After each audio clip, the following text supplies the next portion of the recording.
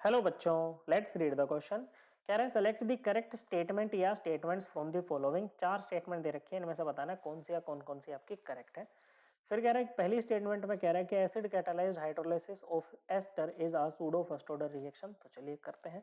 Okay, देखो क्या होता है। जैसे ये है आपका, मान लो कोई एस्टर आपने ले लिया, CH3COO C2H5। ओके बच्चों, और साथ में पानी है। आप इसका क्या कर रहे हो, हाइड्रोलिसिस यहाँ पर कर रहे हो बच्चों। ओके, तो इसमें एसिटिक एसिड आपको मिलेगी और साथ में आपको क्या मिलेगी बच्चों, इथेनॉल यहाँ पर आपको मिलेगी। ओके, तो कई बार क्या करते हैं हम ना बच्चों, रिएक्शन के ना ऑर्डर को ऑल्टर कर सकते हैं बाय कंडीशंस। ओके बच्चों, अब यहाँ पर H2O ना बच्चों बहुत ही ज्यादा अधिक मात्रा में होता है बच्चों। क्या होता है, बहुत ही ज्यादा अधिक मात्रा में होता है। मतलब इसकी जो कंसंट्रेशन है ना बच्चों, during the course of reaction does not gate Altered much. Okay बच्चों, तो जैसे हम इसका मान लो रेट लिखे हैं इस रिएक्शन का, तो ये हो जाएगा K into concentration of, rate expression लिख रहे हैं बच्चों, CH3CO C2H5 रिएक्टेंट के टर्म्स में लिखते हैं बच्चों, multiplied by concentration of H2O। तो यहाँ से लग रहा है कि सेकंड ऑर्डर रिएक्शन है, लेकिन इसकी तो कंसंट्रेशन चेंज ही नहीं कर रही बच्चों इतनी। तो हम इसको यहाँ से हटा सकते हैं बच्चों, और यहाँ से जो आपका रेट हो जाएगा, इसको K के साथ ही मल्टीप्लाई कर देंगे। अब ये K डैश बन गया बच्चों, CH3COO C2H5। ओके बच्चों, तो ये फर्स्ट ऑर्डर हो गई। अब ये पहले नहीं थी फर्स्ट ऑर्डर, लेकिन हमने बना दी है बच्चों कंडीशंस को थोड़ा अल्टर करके, तो इसको बोलेंगे सूडो फर्स्ट ऑर्डर रिएक्शन। तो ये बात बिल्कुल सही है बच्चों।